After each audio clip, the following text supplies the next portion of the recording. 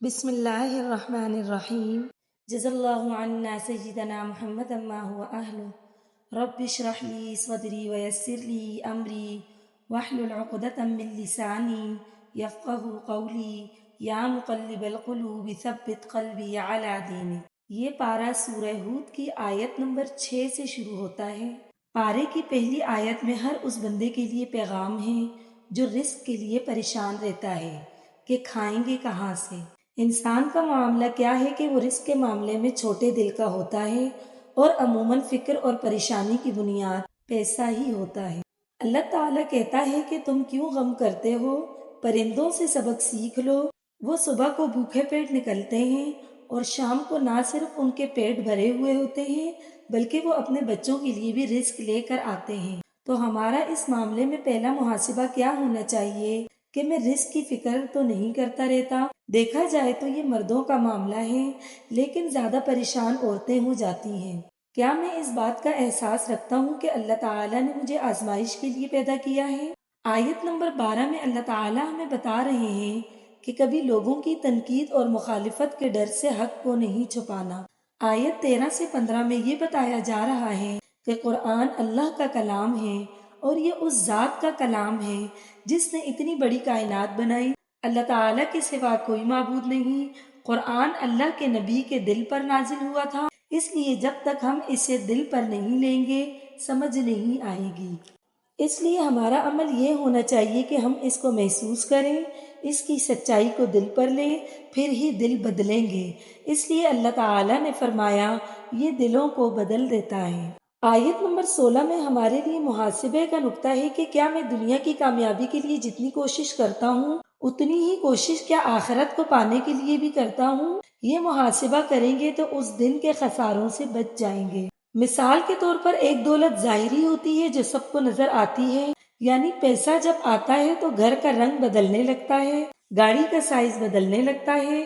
دنیا دار کی دولت بڑھتی ہے تو اس کا اظہار باہر کی دنیا میں دکھاوے کی صورت میں ہوتا ہے، لیکن جب دین کی دولت بڑھتی ہے تو یہ ایمان اور تقوی کی دولت کو بڑھاتی ہے اور اندر کی دنیا سجنے لگتی ہے۔ اسی طرح جب ایک سچا دیندار دین کے اندر آتا ہے تو وہ مطمئن ہونے لگتا ہے، اس کو اس بات کی پرواہ نہیں ہوتی کہ وہ کیا پہن رہا ہے، اس کے باوجود اس میں لباس کا اتنا تقوی آتا ہے کہ وہ اپنے آپ کو خوش قسمت سمجھتا ہے۔ آیت 27 میں حضرت نوح کی قوم ان سے کہہ رہی ہے کہ آپ کے پاس دنیاوی چیزیں کیوں نہیں؟ تو نوح علیہ السلام کہہ رہے ہیں کہ تمہیں پتہ ہے کہ میرے پاس کیا ہے؟ میرے پاس دل کی ٹھنڈک ہے، خوشی ہے، سکون ہے۔ ہمارے سر قرضوں میں ڈوبے ہوئے نہیں ہیں، ہمارے کاندھوں پر گناہوں کا بوجھ نہیں ہے۔ آیت 38 اور 39 سے ایک مومن کی فراست پتہ چلتی ہے کہ اس کو آنے والے عذابوں کا پہلے سے ہی پتہ چل جاتا ہے کہ لوگ کس رخ پر چل رہے ہیں، لوگوں کی ترجیحات کیا ہیں، پسند اور ناپسند کیا ہے۔ اس لیے وہ اس ماحول سے خود کو دور کر لیتا ہے کیونکہ اثرات ظاہر ہونا شروع ہو جاتے ہیں۔ آپ اس وقت دنیا کے نقشے کو دیکھیں، وہ اب اللہ تعالیٰ کے عذابوں کا شکار ہونے والا ہے، کیونکہ جہاں اسلام کا نام لیا جائے وہاں کوئی اسلام نہ لائے اور وہ سب کام کرے جو کافروں کے پسندیدہ ہوں، ان کے لیے اپنے آپ کو اس طرح پیش کرے کہ اسلام دب جائے اور کفر غالب آ جائے، تو پھر اشارے ملنے لگتے ہیں۔ اس وقت دنیا میں جتنی بھی آبادی ہے یہ سب اس کشتی کے اندر بیٹھے ہوئے لوگوں کی اولادوں میں سے ہے۔ اس لیے حضرت نوح علیہ السلام کو آدم ثانی کہتے ہیں، کیونکہ پہلی دفعہ انسانوں کو حضرت آدم علیہ السلام کے ذریعے پیدا کیا۔ کشتی میں بیٹھے ہوئے لوگوں میں حضرت نوح علیہ السلام کا سگا بیٹا بھی تھا۔ نوح علیہ السلام کے 4 بیٹے تھے، حام، سام، یافس اور کنان۔ 3 بیٹے مسلمان تھے اور پھر ان کی نسلوں سے لوگ پھیلے، لیکن جو کنان تھا اس کے بارے میں آتا ہے کہ اس کی صحبت خراب ہو گئی تھی، کافروں کے ساتھ اٹھنا بیٹھنا تھا جس کی وجہ سے اپنے دین سے دور اور غیروں کے قریب تر تھا۔ جب یہ طوفان آیا تو وہاں کشتی نوح تھی جو نسلوں کو بچا رہی تھی، اور آج کے دور میں بھی ان آیتوں میں بہت بڑا پیغام ہے۔ نوح علیہ السلام بوڑھے تھے، کمزور تھے، لیکن دل میں اولاد کی محبت تھی۔ اس کو دیکھا تو کہا بیٹا ہمارے ساتھ سوار ہو جاؤ، کافروں کے ساتھ مت رہو۔ یہ ہے وہ جملہ کہ اپنے بچوں کی کمپنی بدل دیجئے، ان کو کافروں کی صحبت سے نکال لیجئے۔ جب اولادوں کو سرد رکھا ہو، ٹھنڈے مزاج کے ہوں، کفر کے لیے گرم اور اسلام کے لیے ٹھنڈے، تو یاد رکھیے کہ پھر وہ ہوتا ہے جو کنعان کے ساتھ ہوا۔ اسے پہاڑ بڑا لگا لیکن اللہ اکبر نہ لگا، اور اس کا کیا حال ہوا کہ ڈوبنے والوں میں شامل ہو گیا۔ باپ نبی تھا، اللہ کا نمائندہ، اللہ تعالیٰ کی طرف بلانے والا۔ اگر اپنے بچوں پر نظر نہ رکھی اور ان کی تربیت نہ کی جائے تو آنکھوں کے سامنے ڈوب جائیں گے۔ اس پارے کو ہم حیا کے موضوع میں دیکھ رہے ہیں تو حیا کا ایک درجہ ماں باپ کے ساتھ حیا بھی ہے۔ نوح علیہ السلام کا بیٹا اس کی دلیل ہے۔ حضرت نوح علیہ السلام نے جب اپنے بیٹے کو ڈوبتا ہوا دیکھا تو اللہ تعالیٰ کو پکارا کہ میرا بیٹا ڈوب گیا جو کہ میرے گھر والوں میں سے تھا۔ اگر آپ انسانی جذبوں کی روشنی میں دیکھیں تو کیا حضرت نوح علیہ السلام کو ان 60 سے 70 لوگوں کے بچنے کی خوشی ہوئی ہوگی جب اپنے ہی سامنے اپنا بیٹا مر گیا؟ کہا اللہ تعالیٰ تو نے اس کو کیوں نہیں بچایا؟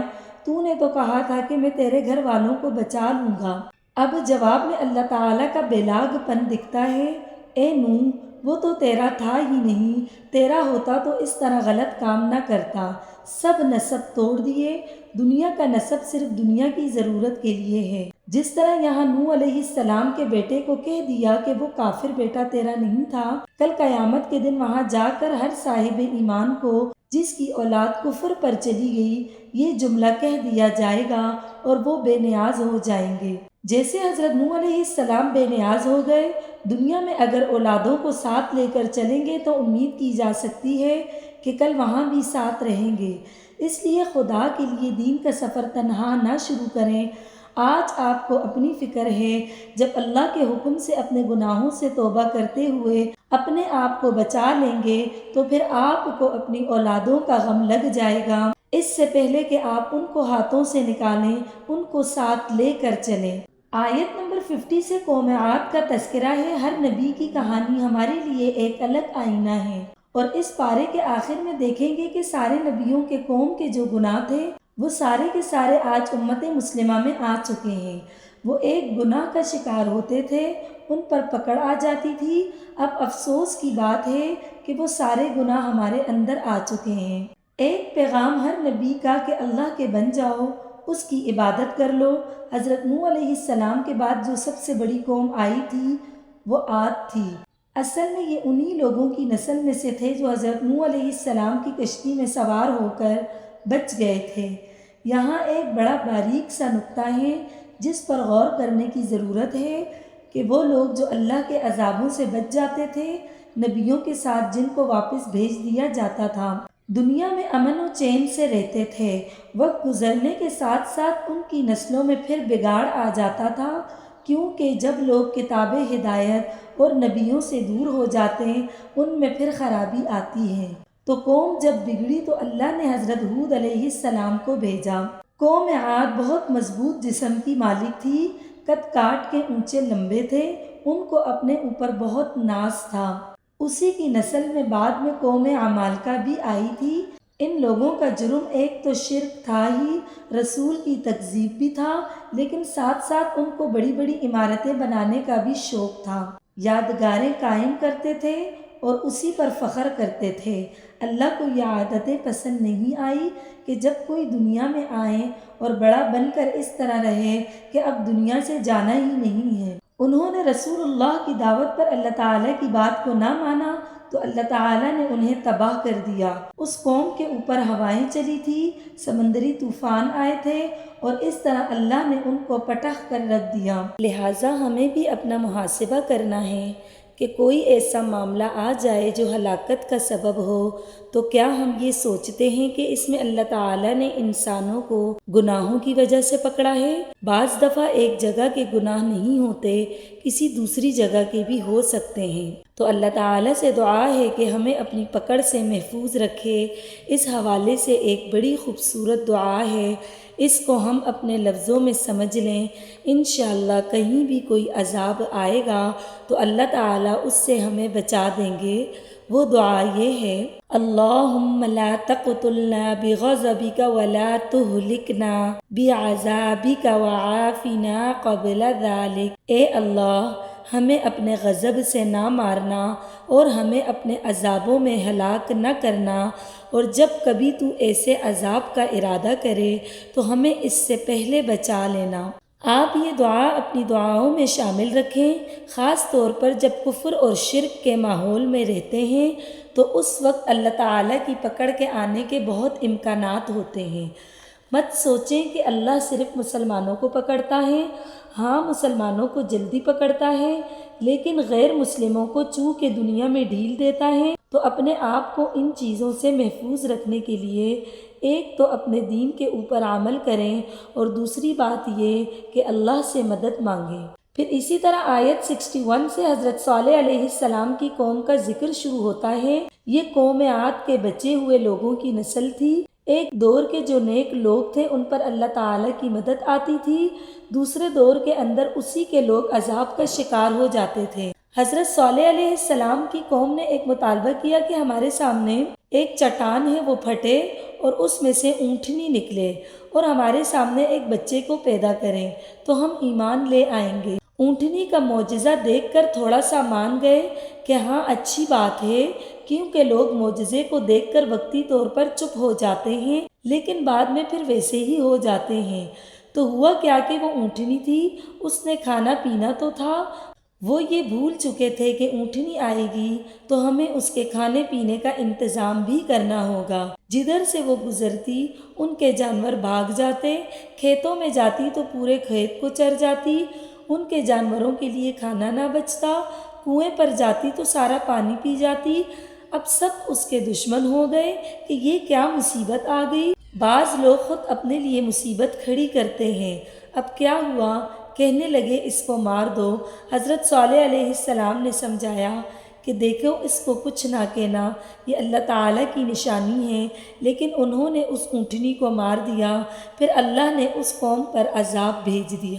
آپ دیکھیے کہ اس میں ہمارے لیے بھی عمل کی بات ہے، وہ یہ کہ جب ہمیں اللہ تعالیٰ کی کوئی بات پتہ چل جائے یا ہمیں کسی بات کی طرف بلایا جائے تو پھر کبھی بھی اس کی ناقدری نہیں کرنی چاہیے۔ یہ ساری نشانیاں جو ہم پڑھتے ہیں اصل میں ہم سب کے لیے محاسبے کی چیزیں ہیں۔ بعض دفعہ زندگی میں اس طرح کے مواقع آتے ہیں کہ اللہ تعالیٰ بندے کو کوئی ایسی چیز دے دیتے ہیں جس کو دیکھنے کے بعد یا پانے کے بعد انسان کو بالکل اللہ تعالیٰ کی طرف آنا چاہیے۔ کچھ حادثات ہوتے ہیں، کچھ ترقیاں ہوتی ہیں، پھر اللہ تعالیٰ انسانوں کو پکڑ لیتا ہے۔ اور دیکھیں ہر نبی کے ذکر کے بعد آ رہا ہے کہ ان کی قوم پر اللہ کی لعنت آئی، یعنی اللہ تعالیٰ کی رحمت سے دور ہو گئے۔ پھر آیت 69 سے حضرت ابراہیم علیہ السلام اور حضرت لوط علیہ السلام کا تذکرہ کیا گیا ہے۔ یہ دونوں ساتھ ساتھ کیوں آتے ہیں؟ کیونکہ یہ دونوں ایک ہی دور کے نبی تھے اور آپس میں رشتہ دار بھی تھے، اور اس میں بھی ہمارے لیے بہت سارے سبق ہیں۔ آیت 69 کے شروع میں ہی اسلام کے آداب سکھائے جا رہے ہیں اور مہمان نوازی کے آداب بتائے جا رہے ہیں کہ مہمان آ جائے تو جو کچھ گھر میں ہوں اسی سے مہمانوں کی خاطر تواضع کرو۔ یہ سنت ہے۔ قوم لوط جو تھی وہ ہم جن پرست ہومو سیکشول قوم تھی۔ ان لوگوں نے سب سے پہلے اس رسم کو ایجاد کیا، لڑکوں کے ساتھ بدفعلی کرتے تھے۔ اس پارے کا موضوع حیا ہے تو ہومو سیکسولیٹی ہم اس رنگ میں دیکھ سکتے ہیں کہ قوم لوط کے اندر جو بے حیائی تھی وہ آج دنیا میں کیسے پھیلی ہوئی ہے۔ اس سے پہلے ہم نے دیکھا کہ حضرت نوح علیہ السلام کا بیٹا سمندر میں ڈوب گیا، طوفان کا شکار ہوا، اور حضرت لوط علیہ السلام کی بیوی قوم کے ساتھ عذاب کا شکار ہو گئی کیونکہ وہ اپنی قوم کا ساتھ دیتی تھی۔ اس سے کیا پتہ چلا کہ کسی سے نسبت تب تک کام نہیں کرے گی جب تک اپنے اندر عمل نہ ہو۔ قوم لوط پر کیسے عذاب آیا۔ اس کے بعد آیت 84 سے قوم شعیب کا تذکرہ شروع ہوتا ہے۔ قوم شعیب کاروباری ذہن کی مالک تھی۔ اس قوم کی برائی ناپ تول میں کمی کرنا اور گواہی کا حق نہ دینا تھی، اور اسی طرح راستے میں بیٹھ کر لوگوں کو ستایا کرتے تھے۔ یہ قوم مادہ پرست تھی۔ حضرت شعیب علیہ السلام کو کہتے کہ تم کوئی بڑے خاندان کے نہیں ہو جو ہم تمہاری بات مانیں، شعیب علیہ السلام نے کہا کہ تم نے میری برادری کا خوف کیا اور اللہ تعالیٰ کو بالکل پس پشت ڈال دیا۔ یہاں پر حیا کی ایک وہ بھی قسم ہے جس میں انسان صرف اپنے خاندان والوں کے سامنے کچھ گناہ کرتے ہوئے چونکتا ہے، اور جوں ہی وہ ملک یا خاندان سے دور ہو جاتا ہے تو پھر کہتا ہے یہاں کون دیکھ رہا ہے۔ یہ بھی انسان کے بے حیا ہونے کی دلیل ہے کہ اللہ تعالیٰ کا خوف نہ رکھے اور برادری کا خوف رکھے۔ اللہ کے نبی صلی اللہ علیہ وسلم نے فرمایا، بنی اسرائیل کے علماء میں جو برائی آئی تھی وہ کیا تھی کہ پہلے لوگوں کو منع کرتے کہ یہ نہ کرو، لوگ ان کے کہنے پر نہ رکتے تو اگلے دن ان کے ساتھ مل کر خود بھی وہ کام کرنے لگتے۔ ہم ذرا سوچیں، اولادوں کے نام پر مجبور تو نہیں ہو جاتے؟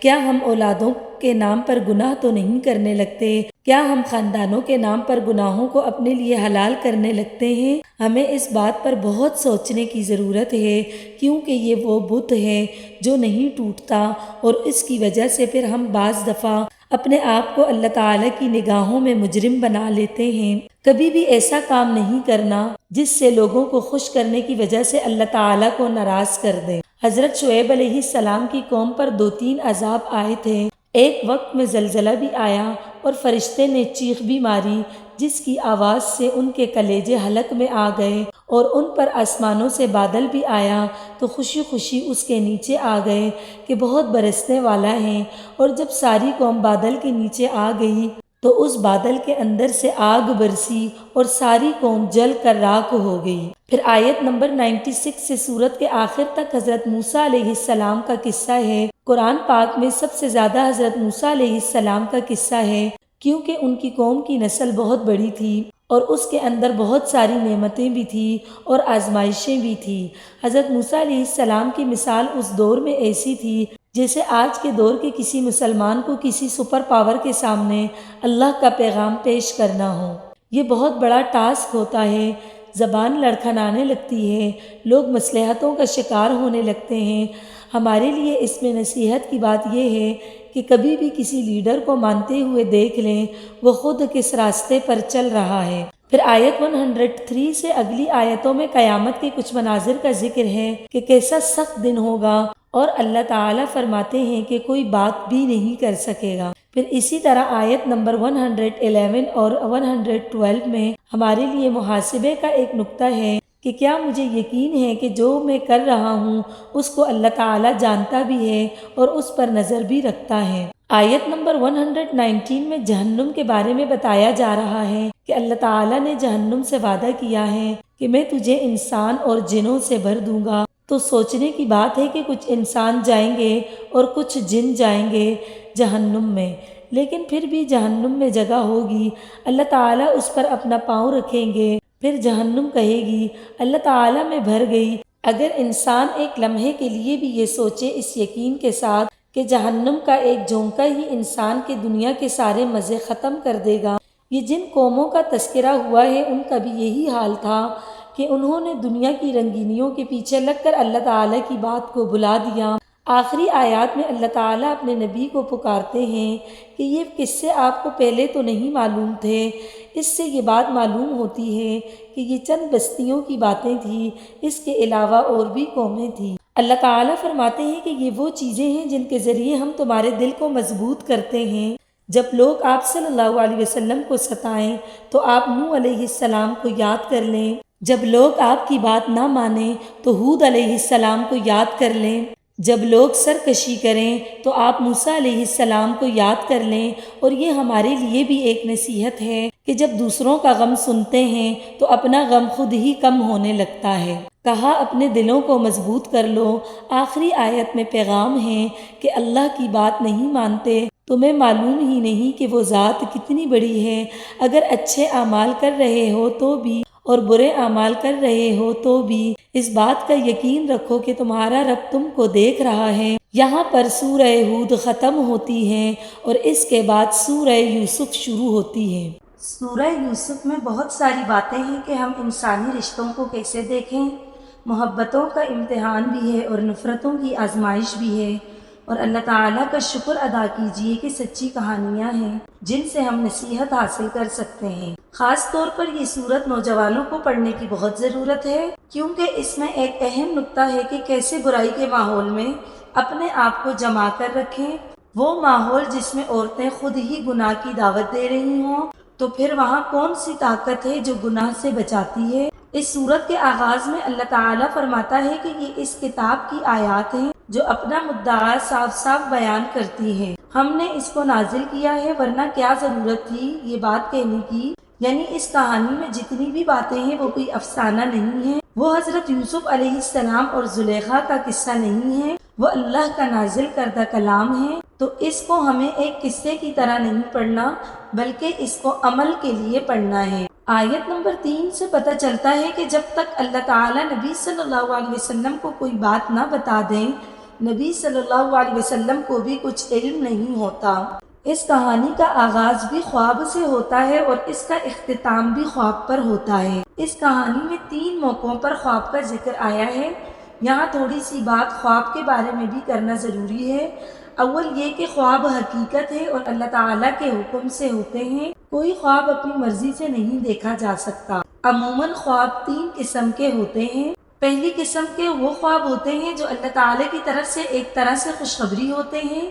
اچھے خواب زندگی میں ہی کسی کام کی پہلے سے خبر ہوتے ہیں، کوئی وقت آنے سے پہلے ہی اللہ تعالیٰ تنبیہ کر دے، کسی حادثے سے بچا لے تو یہ اللہ تعالیٰ کی رحمت ہوتے ہیں، کیونکہ اس کے اندر انسان کا کوئی اپنا اختیار نہیں ہوتا۔ اور حدیث میں آتا ہے کہ سچے خواب نبوت کا 46واں حصہ ہے۔ نبوت کے آغاز میں رسول اللہ صلی اللہ علیہ وسلم کو بھی سچے خواب آتے تھے جو بعد میں حقیقت بن جاتے تھے۔ دوسری قسم یہ ہے کہ جو دل کی چھپی ہوئی باتیں جو ہماری محروم تمنائیں ہوتی ہیں وہ خواب کی شکل میں دکھتی ہیں۔ ہم دن بھر جو سوچتے ہیں وہ ہمارے ساتھ خوابوں میں ہوتا ہے، اس کی کوئی حقیقت نہیں، اس کو نظر انداز کرنا چاہیے۔ تیسرے جو خواب ہوتے ہیں وہ شیطان کی طرف سے ہوتے ہیں۔ ان کے اندر کسی کو قتل کرنا، بیکار چیزیں دیکھنا، مار کٹائی اور بھوت وغیرہ نظر آتے ہیں۔ جو انسان اپنی سوچوں کو پاک رکھے گا اسے گندے خواب نہیں آئیں گے۔ جس کی زبان جتنی سچی ہوگی اس کے خواب اتنے ہی سچے ہوں گے، لیکن یہ شرط نہیں کہ ایک مسلمان ہی کا خواب سچا ہو۔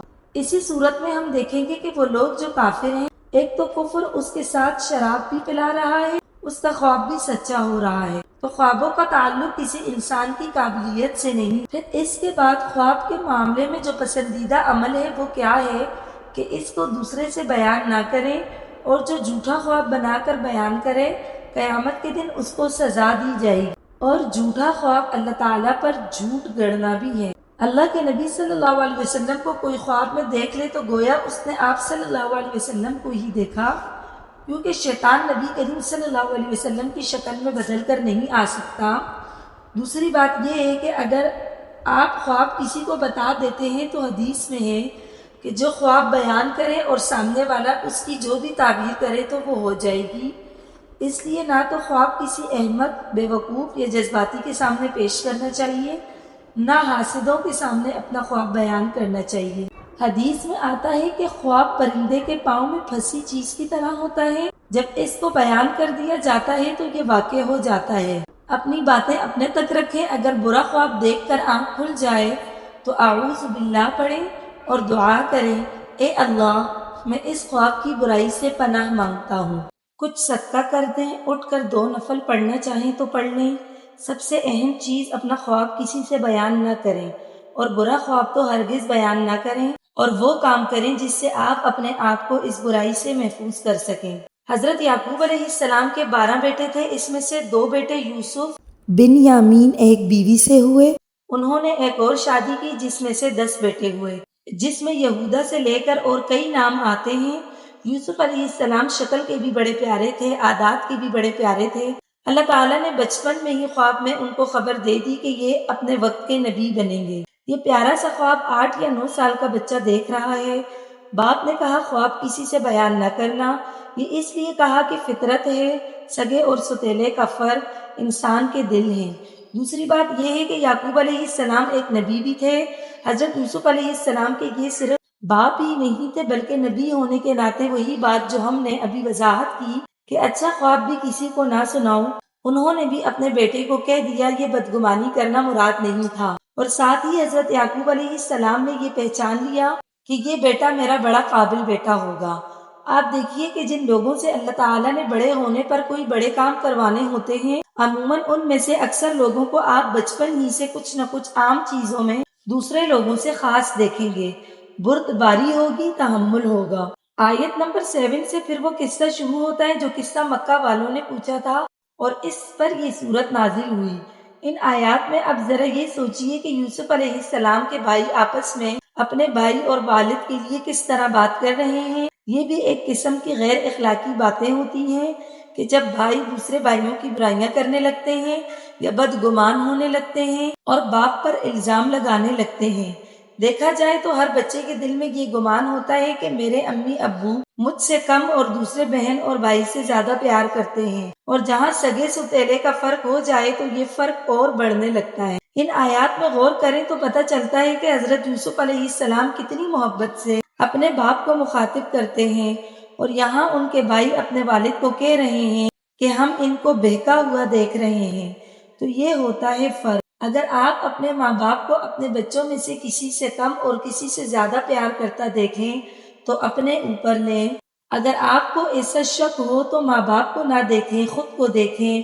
ہوتا کیا ہے کہ ہمارے اخلاق ہمیں محبت دلاتے ہیں۔ ہر بچے کے اندر ایک الگ خوبی ہوتی ہے۔ ماں باپ ہونے کے ناطے ان کے دل میں ہر بچے کے لیے اتنا ہی پیار ہوتا ہے۔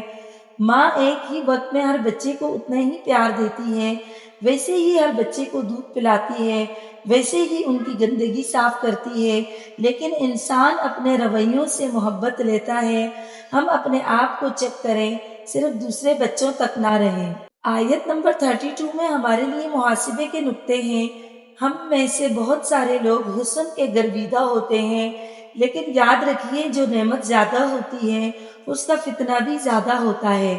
اگر حسن کے ساتھ آبرو اور عزت کا خیال نہ رکھا جائے تو وہی حسن انسان کے لیے اس طرح عذاب کا ذریعہ بن جاتا ہے کہ اس کی وجہ سے انسان کو آگ میں جانا پڑتا ہے۔ قیامت کی نشانیوں میں سے ایک نشانی ہے کہ عورتیں خود اس طرح کی دعوت دینے لگیں گی جیسا کہ اس قصے میں بیان کیا جا رہا ہے۔ اب سوال یہ ہے کہ اس وقت معاشرے میں جو بے حیائی بڑھتی جا رہی ہے اس سے کس طرح بچیں؟ پہلی بات تو یہ ہے کہ اس کا اہتمام بچپن ہی سے کیجیے۔ آپ اپنے بچوں کے اندر حیا کا مادہ پیدا کیجیے۔ بچپن سے بچیوں کو باحیا لباس پہنائیے۔ لڑکوں کی عمر 12-10 سال ہونے لگے تو ان سے کہیں نگاہیں جھکا کر رکھو، ڈھیلے ڈھالے کپڑے پہنو۔ یہاں ہم اپنا محاسبہ بھی کرتے جائیں۔ ایک عورت گھر سے باہر جاتے ہوئے شیشے پر آخری نگاہ ڈال کر جائزہ لے کہ کیا میں ایک باحیا عورت لگتی ہوں؟ کیا میں فاطمہ رضی اللہ عنہا کی، حضرت عائشہ رضی اللہ عنہا کی رشتہ دار لگتی ہوں؟ میرا حسن دوسروں کے لیے فتنہ تو نہیں بن چکا؟ پھر اسی طرح حیا کو پیدا کرنا ہے تو نماز پڑھیں، کیونکہ نماز پڑھتے ہوئے ہم جو لباس پہنتے ہیں اس کے ساتھ خود بخود حیا آنے لگتی ہے۔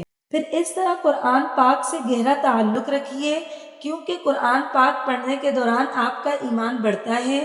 عموماً آپ نے دیکھا ہوگا کہ جو لوگ قرآن پاک سے جڑے ہوتے ہیں ان کا لباس اور حلیہ ٹھیک ٹھاک ہو جاتا ہے۔ وجہ کیا ہے کہ اندر ایمان آنے لگتا ہے، انسان ایمان کے ساتھ جڑ جاتا ہے۔ اسی طرح ایک اور چیز فائدہ مند ہو سکتی ہے کہ صحابیات کے قصے، صحابیوں کی باتیں بیان کی جائیں۔ آپ دیکھیں گے کہ اس سے انشاءاللہ بہت فائدہ ہوگا۔ پھر اسی طرح کچھ چیزیں ایسی ہوتی ہیں جن میں حیا نہیں کرنی چاہیے۔ سب سے پہلی چیز، علم حاصل کرنے میں حیا نہیں کرنی چاہیے۔ دوسری چیز جس میں حیا نہیں ہونی چاہیے وہ ہے اظہار حق کا معاملہ۔ مثلاً ہم حق بات کہنا چاہتے ہیں لیکن لوگوں کے ڈر سے چپ ہوتے ہیں، فلاں برا مان جائے گا، حق بات تھی لیکن کہیں تو میری بے عزتی ہو جائے گی۔ یا پھر ایسے بھی ہوتا ہے کہ انسان سوچنے لگتا ہے کہ میں دوسروں کو ناراض نہیں کرنا چاہتا۔ پھر اسی طرح تیسری چیز ہے برے کاموں سے روکنے میں حیا نہیں کرنی چاہیے۔ حق بات حق ہوتی ہے، اس کو اچھے طریقے سے کہا جا سکتا ہے۔ پھر اسی طرح چوتھی چیز ہے شریعت کو بیان کرنے میں حیا نہیں کرنی چاہیے۔ مثلاً طہارت کی باتیں ہیں یا کوئی ایسے مسائل جن کو پوچھنے کی ضرورت ہے۔ اللہ تعالیٰ سے یہ دعا کریں کہ یا اللہ حیا دے دے اور اپنی حیا کو قائم رکھنے والا بنا دے، کیونکہ حیا میں ہی حیات ہے۔ اس کے بغیر آپ دیکھیے مغربی معاشرہ اپنی موت آپ مر رہا ہے۔ اللہ تعالیٰ سے دعا ہے کہ ہماری نسلوں کی حیا قائم رکھے تاکہ ہم اسلام پر ثابت قدم رہیں۔ آمین۔